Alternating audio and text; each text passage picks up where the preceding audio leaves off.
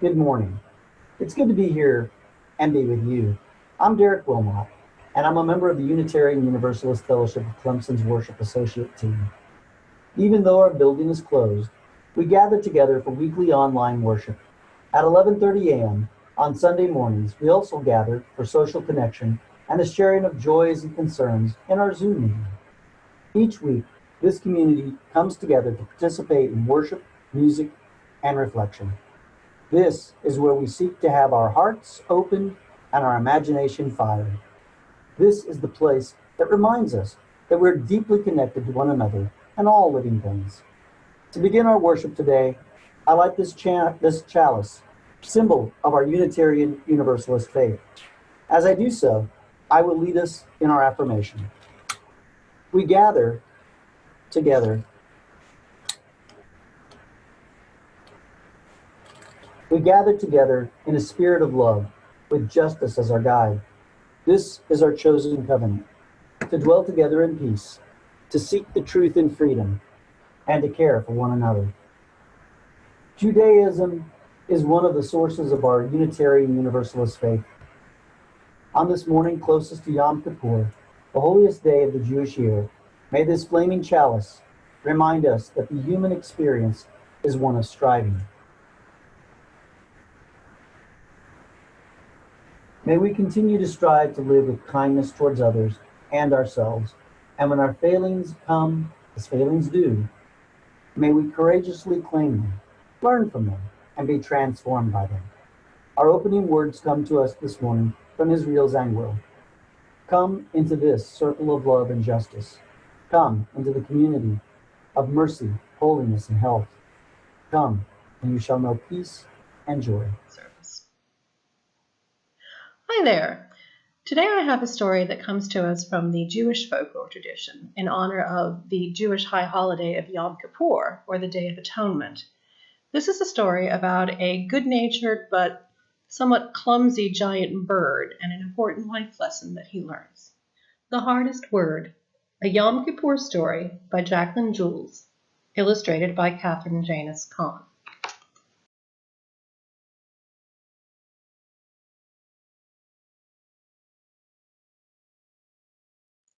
A long, long time ago, the world had many large and fabulous creatures.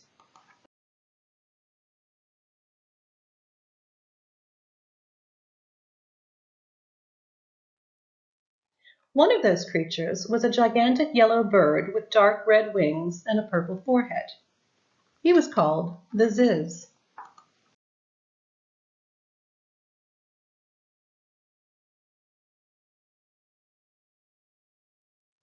The Ziz was so huge that when he spread out his wings, he blocked the sun as if he were a dark rain cloud. Every time he flew over a town, all the mothers would call to their children, "Come inside quickly before it rains." This made the big Ziz sad. He loved children and didn't want to spoil their playtime.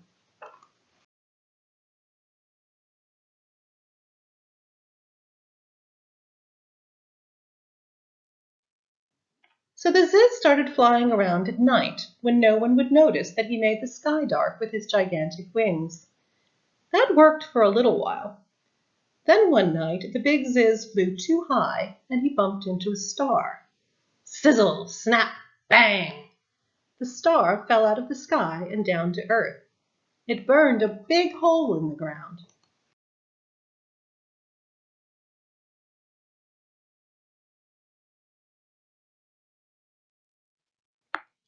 The next morning when the Ziz saw the big hole, he was worried. "What can I do to cover this hole?" he asked himself. He thought about it for a while and came up with an idea. He stretched out his huge wings and went back up into the sky. This time he knocked down a cloud. Plop!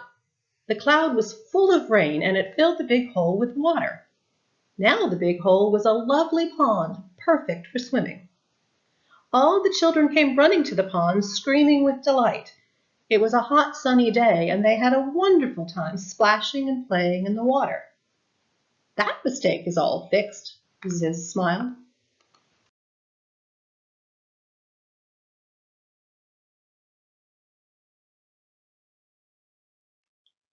One day, however, the Ziz made a mistake he could not fix. It was the week before Yom Kippur. He was flying along, not watching where he was going, and he flew smack into the tallest pine tree in the world. Boom! The tree fell over and knocked over another tree. That tree knocked down another tree, and that tree fell on the vegetable garden behind the synagogue. Smash! Squash! Oops! Oh no! The Ziz covered his eyes with his big wings. Not the vegetable garden. It belongs to the children. The Ziz uncovered his eyes to look at the damage. The tomatoes, the corn, the pumpkins, the beans, the gourds, the squash, all the vegetables the children had worked so hard to plant were smashed to bits.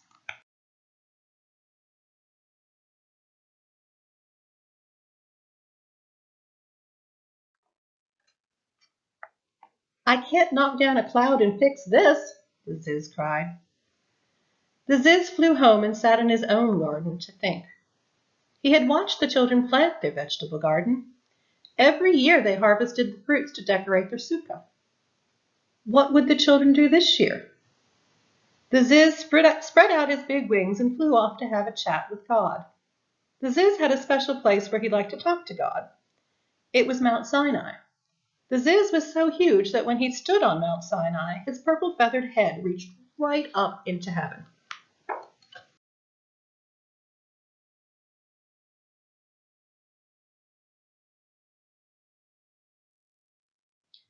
What have you done this time? God asked as soon as he saw the Ziz. This was not the first time the Ziz had come to Mount Sinai after making a mistake. I knocked over a big tree. It knocked over another tree. That tree smashed a vegetable garden. The children's garden? God questioned. Yes, the Ziz admitted, hanging his head. That's a problem, God said. I can't knock down a cloud to make this better. No, you can't, God agreed. What should I do? I want you to do something for me, God said. Anything, Ziz promised. I want you to search the earth and bring back the hardest word. The hardest word? Ziz questioned. Yes, God answered. Now go. The Ziz stretched his big wings and went off to search.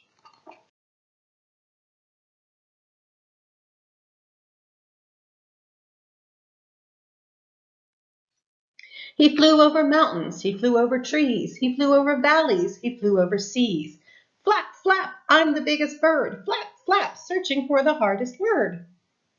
After searching the whole day, the Ziz stopped to rest at the edge of a forest. In a little house nearby, he heard a mother and child arguing. I don't want to go to bed, the little boy said. You need your rest, the mother said. I'm not tired, the little boy cried. Good night, the mother said firmly, closing the door.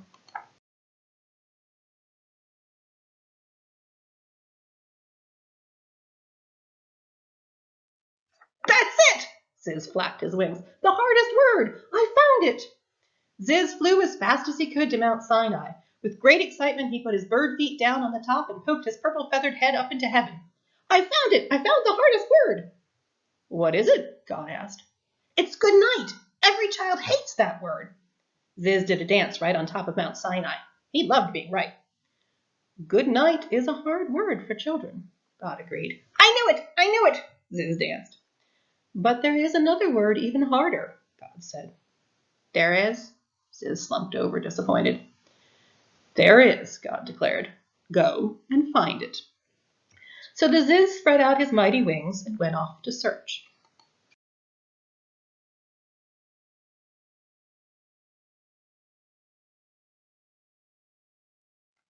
He flew over mountains, he flew over trees, he flew over valleys, he flew over seas. Flap, flap, I'm the biggest bird, flap, flap, searching for the hardest word. After searching all day, Ziz stopped at a big feast on the grounds of a castle. He listened. With so many people talking, he felt sure someone would say the hardest word. I'm hungry, a little girl said to her mother. May I have some biscotti, please? The mother smiled. Oh, you want spaghetti. That's it, Ziz realized. I've got it now.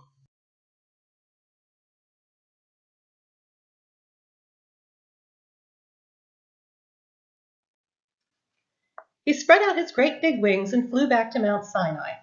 He planted his bird feet on the mountaintop and poked his purple-feathered head into heaven. I know the hardest word, he sang. What is it? God asked. It's spaghetti! Ziz hopped up and down on one foot. Standing still was hard, especially when he was excited. Spaghetti is a hard word to say, God agreed. Didn't I tell you? Ziz hopped some more. But there is another word even harder, God said. There is? Ziz slumped over, disappointed. There is, God declared. Go out and find it. The Ziz stretched his big wings and went back out to search.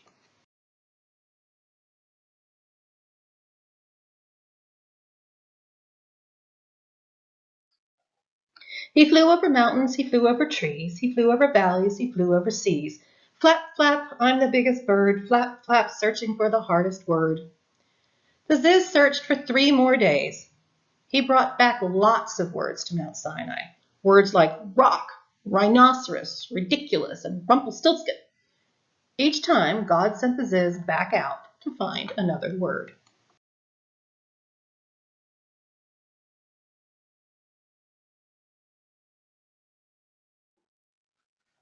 By the evening of Yom Kippur, the Ziz had brought over 100 words to Mount Sinai.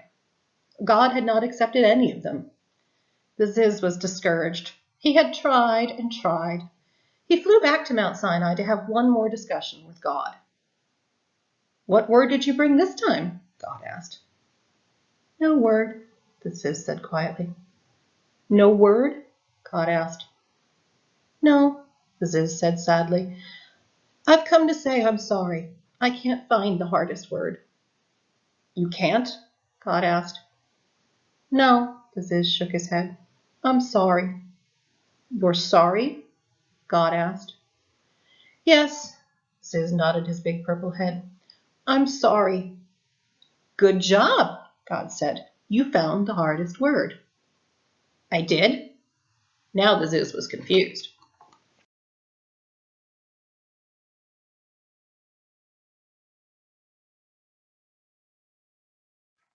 Yes, God said. The hardest word is sorry. While all the words you brought me were hard, sorry is the hardest. I always say I'm sorry on Yom Kippur, the Ziz said. Well, you should say it other times too, God answered.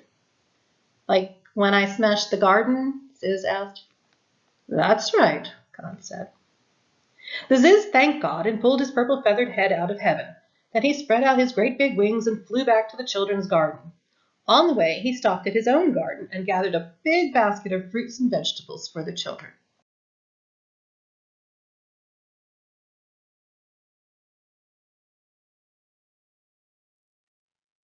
It was time to say the hardest word.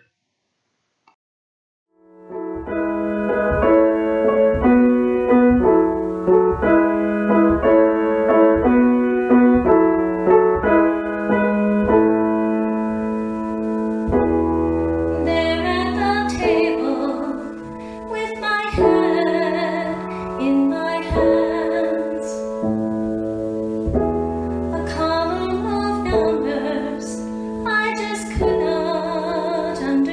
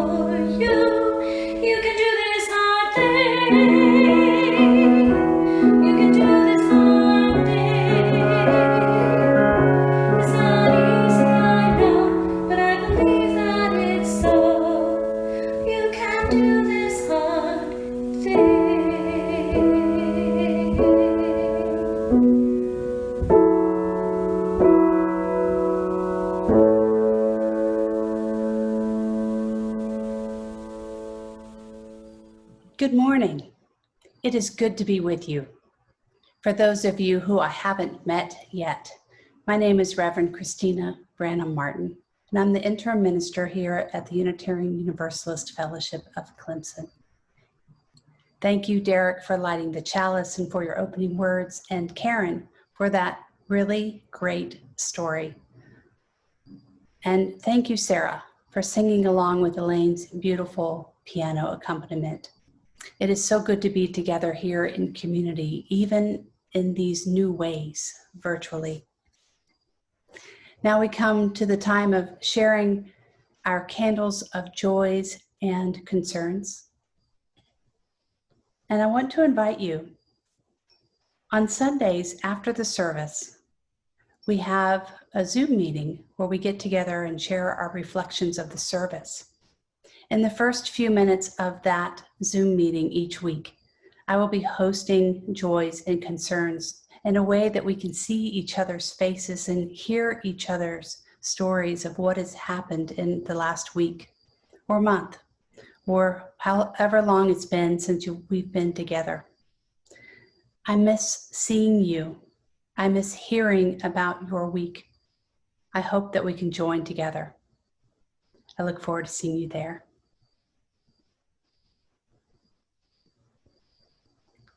Right now, I light these candles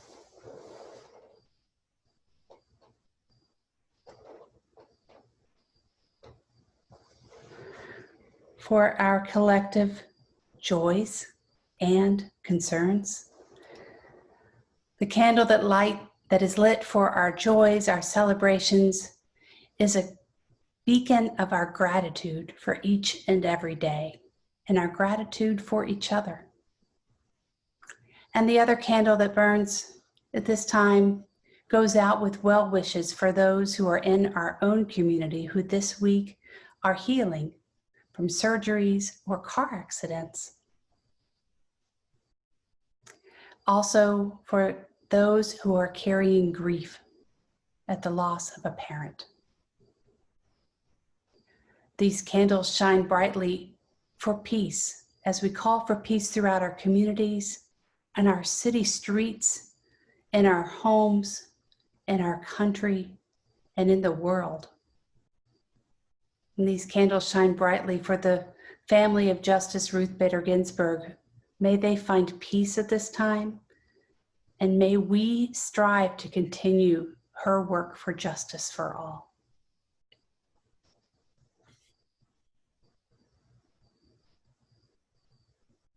And now for the offertory. If we were together in the sanctuary at this time, we would be passing the baskets for the offertory. And even though we're not together physically, giving towards the financial well-being of this community is still possible. Go to the website at uufc.org and look for the donate button at the top of the main page. There are options to pay your pledge and to support the specific community partners that you have as benevolences with your fellowship. Thank you for your generosity. Now is a time for a quiet moment of prayer and meditation. I've chosen one of the responsive readings from our hymnal. It's number 658, called To Risk. I actually read this in a sermon a few weeks ago, but it applies so much to what I'm talking about today. I wanted to share it again.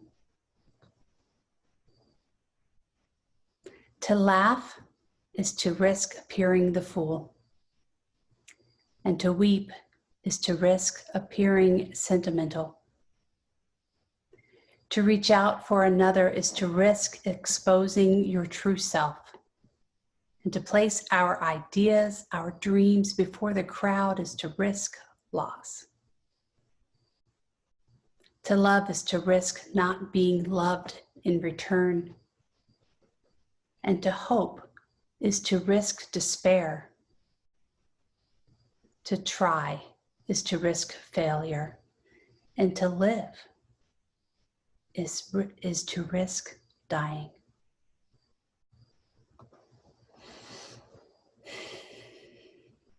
Let us share a moment of silence.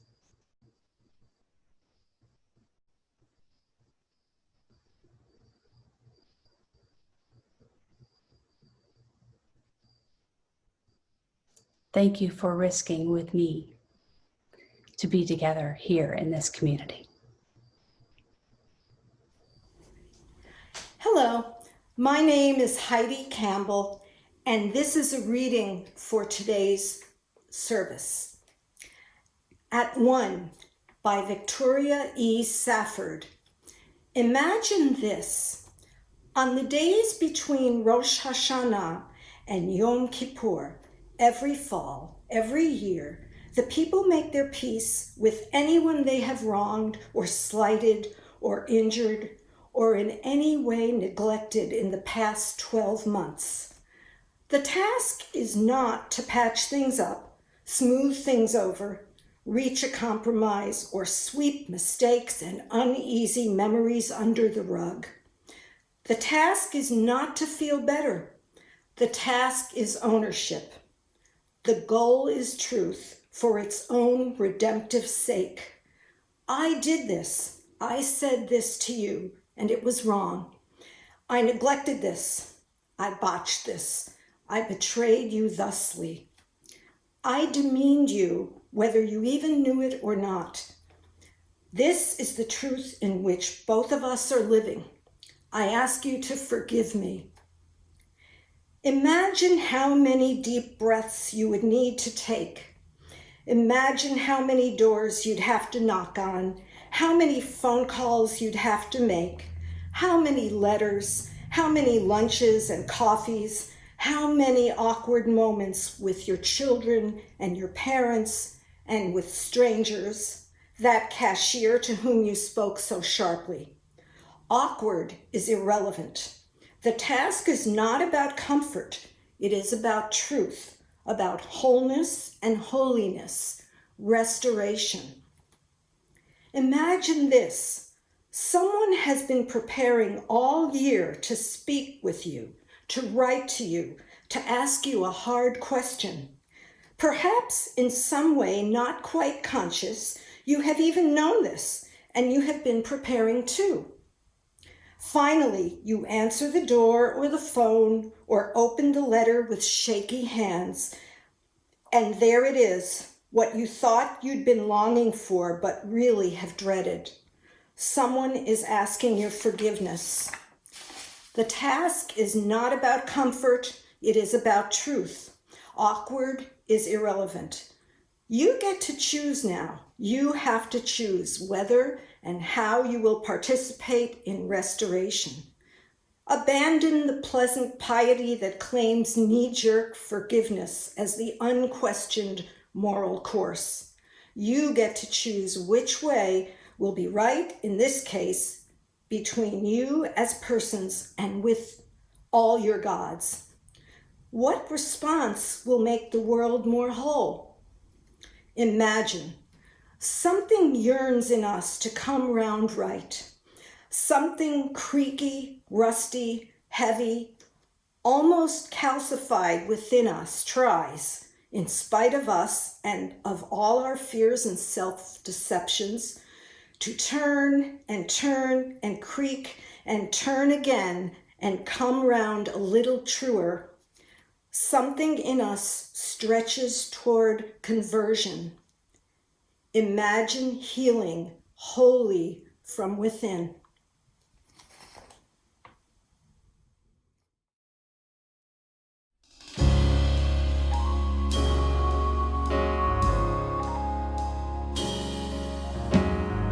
Here in reverence now we gather for the blessings we have known, with a pledge to one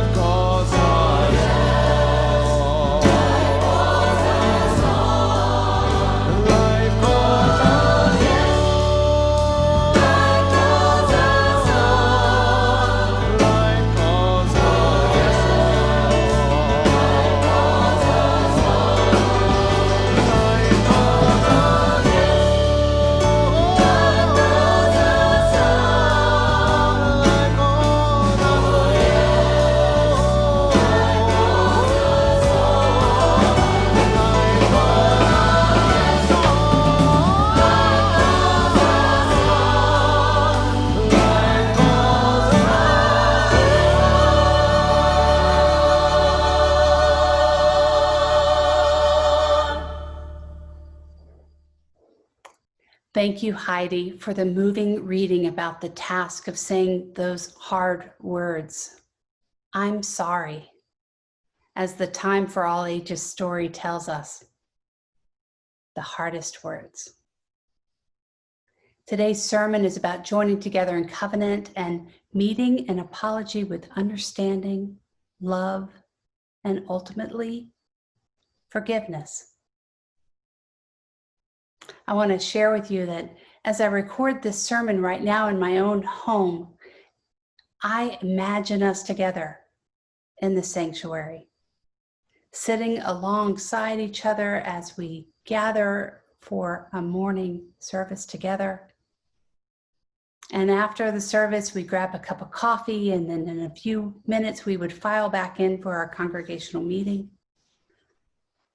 And I imagine the walls of that fellowship building in the sanctuary, having heard forthright sermons and tender wedding vows and eulogies of families and friends no longer in our midst, and babies crying as they were dedicated. Those walls have also heard loud debates of congregational meetings and whispered prayers and silent yearnings of a newcomer who boldly enters the sanctuary of strangers for the first time. The walls of the sanctuary embrace us with pregnant possibility. I know we all long for those days to come again soon, because right now we are separate at this time of a pandemic, and we are still a community coming together with online shared worship, phone calls, emails, sunflowers left on our porch steps, Zoom meetings, and covenant groups, and casseroles. The walls of the fellowship aren't needed for us to be a community of strength and love. Now we gather together in various online formats, and we move to our joys and concerns in a Zoom meeting, as we will do together soon.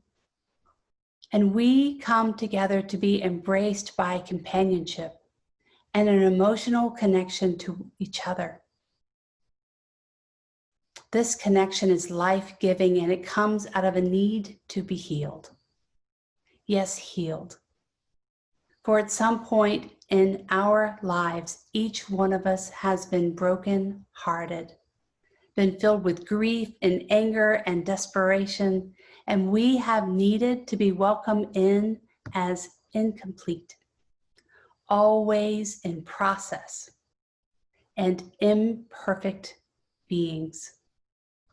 This welcoming in, this embrace through our connections to each other makes this community sacred. We share this community intimately even as we are online, and we are close enough to reach out with love or unintended transgression. This closeness, this vulnerability, this risk we take necessitates a covenant, a collective promise that we strive for that guides us so that we can navigate this intimacy with grace. We strive to uphold that covenant. This is what binds us as a religious community. And this community, and even this fellowship, has been witness to our achievement and our failure to uphold it. If we were to ask the walls of the sanctuary what it has seen and heard, it would say, we are imperfect beings. Over the years, I have found solace in a book, The Blessings of Imperfection, by the Unitarian minister, Reverend Fleck. He was ordained as a Unitarian minister in his 60s. He and his wife, Ruth, came to the United States after the occupation of their native Holland by the Nazis. They lived in the US for the remainder of their lives. And Fleck's theology finds meaning and life lessons in science. In one of his essays, he wrote about the study of DNA by biologist Lewis Thomas. He writes, "Biologists observe that we humans are built to make mistakes, coded for error. That is, for being imperfect. We learn, as we say, by trial and error. Why not trial and rightness, or trial and triumph?" he asks. And he concludes, "The old phrase puts it that way because this is, in real life, that's the way it's done. In other words, progress requires error. What persuasive reasoning our response is to imperfection," he seems to say, "is the very thing that makes us more perfect. Indeed, the capacity to leap across mountains of information to land lightly on the wrong side represents the highest of human endowments, assuming, of course, that you do something about having landed on the wrong side." Reverend Fleck pondered that this principle does not apply to humans only. It permeates creation. It is the very stuff of which evolution is made. Take the amphibians. The first one that crawled out of the water and onto the land may not have done so because his feet were so strong, but maybe because its gills were so weak. The imperfection of the gills made the first amphibian into the animal of a higher order. But one can imagine its parents' distress at having a child that was so conspicuously unable to live a normal aquatic life, a child with which there was obviously something wrong, and only one can imagine how it was jeered at by its peers. And nor did the first amphibian have any idea of what was happening to it. It had no idea that its wrongness led to its betterness. Humans are the only creatures on this earth to whom it is given to be aware of the wrongness, the error, the imperfection in themselves, and to react to that wrongness in a way that tends to overcome it. And if we cannot be overcome, to accept this as inevitable and to live with it. The resolve to make one's peace and to live with the inevitable imperfection is a creative act in and of itself.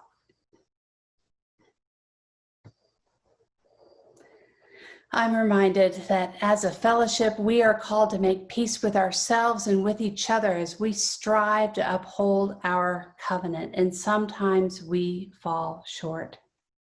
And as the teachings of Yom Kippur guide us today, this week, we must remember that our religious community is a place to practice being together in ways that are authentic, loving, and meaningful.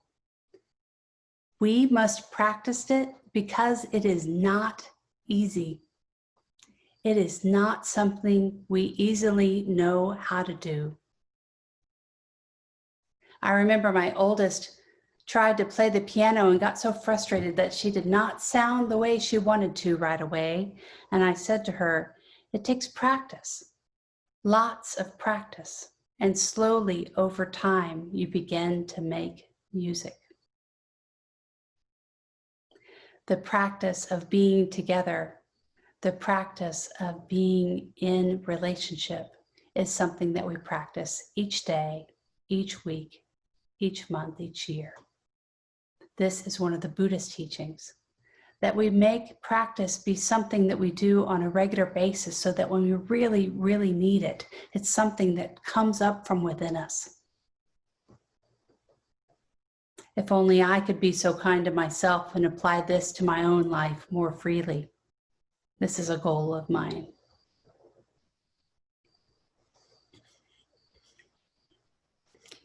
Recent research by a professor of psychology, Michael McCullough, was published in a book titled Beyond Revenge: The Evolution of the Forgiveness Instinct.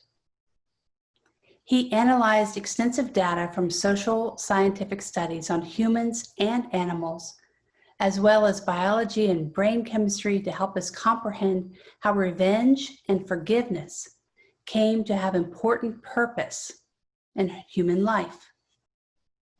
He explores how Western religious and therapeutic mindsets have come to imagine revenge as a disease that can be cured by civilization. He says that revenge hasn't been seen as a natural, biological-driven impulse to which we are still all prone to under certain circumstances. And at the same time, the seemingly colder eye of evolutionary biology has analyzed ruthlessness as an advantage and the relentless arc of survival of the fittest. So forgiveness in both of these scenarios is a rare transcendent quality, a cure for revenge, albeit one that would never help human beings really triumph.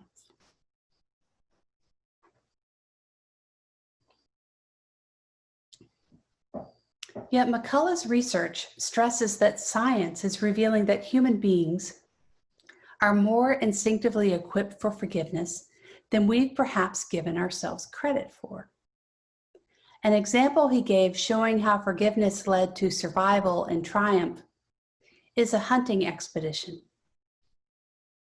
Imagine 1,000,000 years ago, you are with fellow hunters on the track of an animal that would feed your families and your whole community. You have to work together as a team, and the young novice hunter is with you to learn the task. And however, unbeknownst to the youngster's own experience, he makes a noise that alerts the animal of everyone's presence, and the animal runs off. The youngster has let the team down. It wasn't intentional, and it was a mistake. But the group doesn't give up. Cooperation is necessary for the group's survival.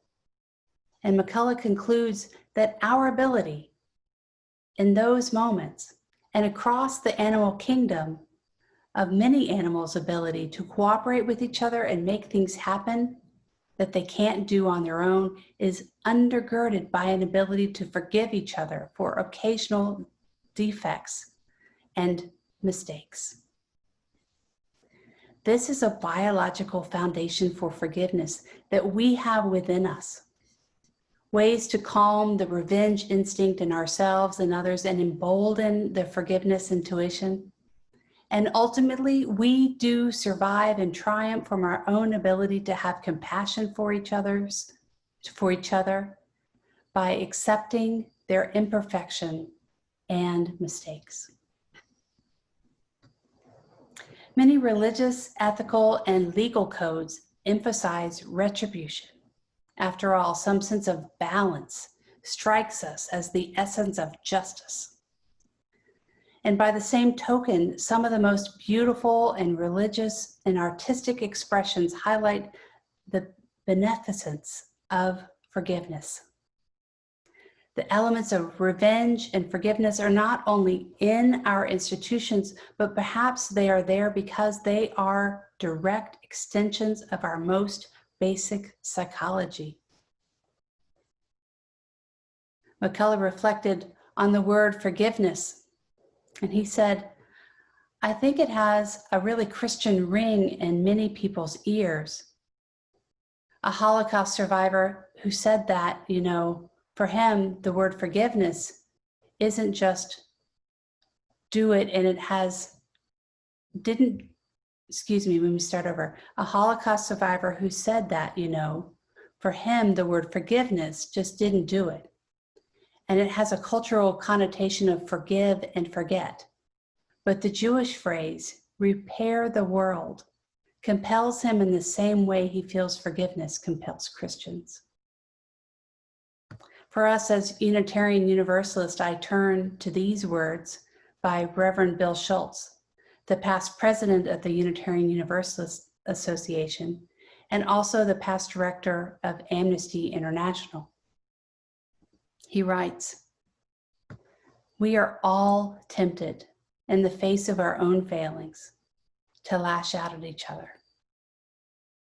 But from a religious perspective, the appropriate response to the recognition of our own demons is not to demonize others. It is to seek out common bonds. And part of religion's job is to help us understand what our best selves look like."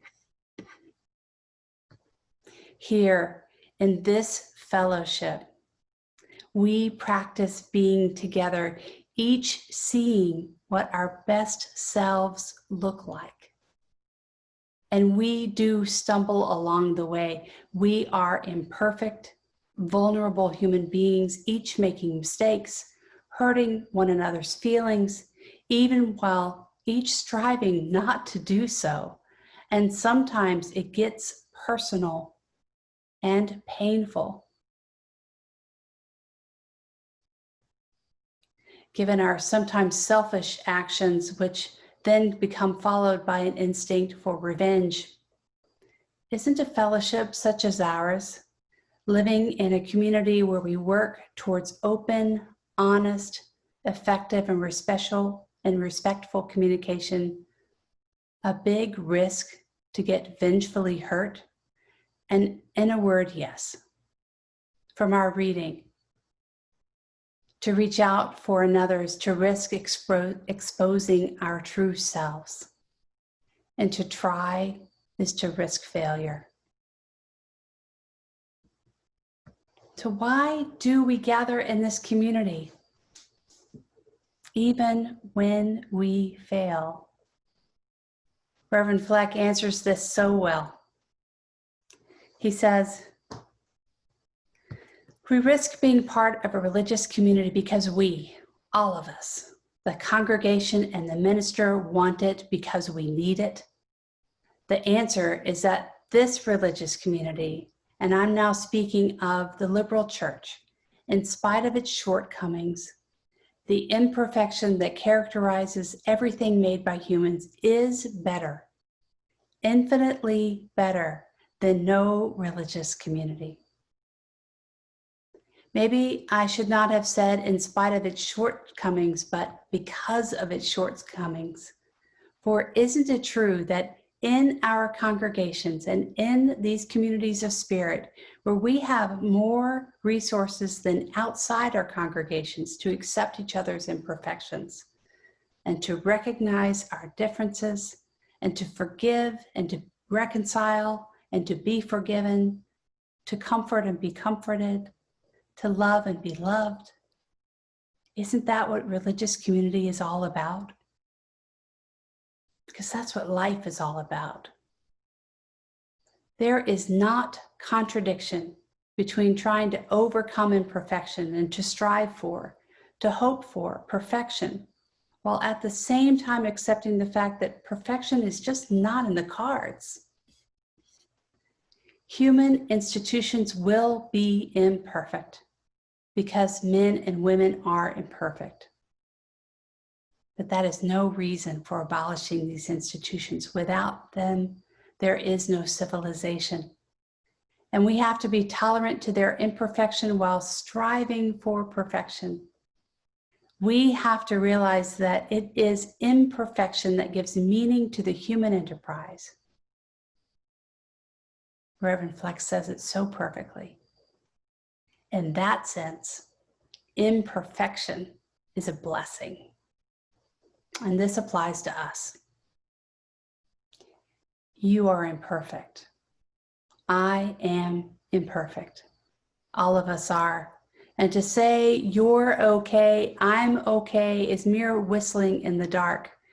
But that is no reason to do away with ourselves, though it may be a reason to feel humble in our efforts to overcome our imperfections, while acknowledging at the same time that perfection is not of this world. If we were sitting in your sanctuary together side by side today, I would ask, what would these walls tell us? I think that what the walls would say is that it could whisper these words of encouragement and solace, and those walls would hear phrases such as, "You're on the right track. You are loved. You are okay. I'm sorry. And I forgive you." Because this community has been witness to our inevitable perfections and our collective search for a practice of forgiveness. May we go forward, remembering the goal of being honest with ourselves and each other. And when we need to, we can find the hardest word, "I'm sorry." Amen and blessed be. Go in peace.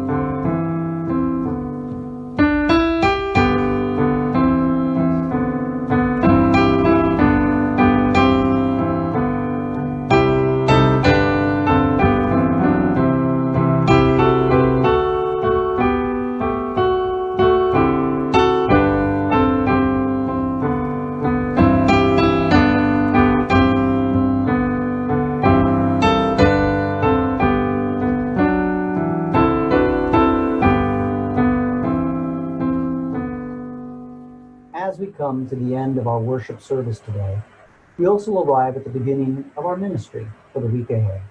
We hope this morning has been meaningful for you and that you will leave here with a sense of connection and possibility. If you're joining us for the first time this morning, welcome. This fellowship is a religious community grounded in the heritage and principles of Unitarian Universalism. We seek to create loving community, inspire joy and spiritual growth, and support courageous action. All are welcome, regardless of religious background, political persuasion, ethnicity, age, ability, sexual orientation, or gender identity or expression. If you have a desire to explore questions of truth and meaning and are respectful of our diversity of people and beliefs, you've found kindred spirits here. If you'd like more information about UUFC or Unitarian Universalism, please see our information about us on our website, uufc.org. If you are interested in getting our weekly newsletter so you can get connected to our community for online social events, our weekly sharing of joys and concerns, and our collective efforts to support local social justice work, please reach out to the office by mail, by email, or website. Now I would like to draw your attention to a few announcements. Please note that next week we have a congregational meeting at noon to vote on important bylaw changes. A Zoom link will be mailed to members on Friday, and please be aware that there will not be a Zoom social hour before the meeting. We have two new covenant groups led by Reverend Christina. One group will meet on the third Thursday of the month. The other will meet on the third Friday of the month. There is still room for 2 more people in each group. If you would like to join us in October, register online at uufc.org. Our benevolence for the month of September is Clemson Child Development Center. Typically, a quarter of the Sunday service cash collection is sent to the benevolence. I encourage all of you to make a difference by going to the UUFC page and clicking on the rainbow-colored icon to donate today. The link will take you to UUFC's PayPal option, where you can pay your pledge and you can donate to our monthly benevolence. Many thanks to our stream team for making this happen. UUFC has a Ripple of One as one of our 4 benevolences. This organization provides support to families to move beyond government assistance, to transform generational poverty into generational progress. In 2021, UUFC will continue to support Clemson Community Care, Family Promise, and the Clemson Child Development Center. Food donations can be dropped off at Clemson Community Care Mondays through Thursdays, 8:30 a.m. to 1:30 p.m. All donations are greatly appreciated. Thank you for your continued support. Now, our minister, Reverend Christina, will share the closing words. We come to the end of our service, and with this, I extinguish the chalice.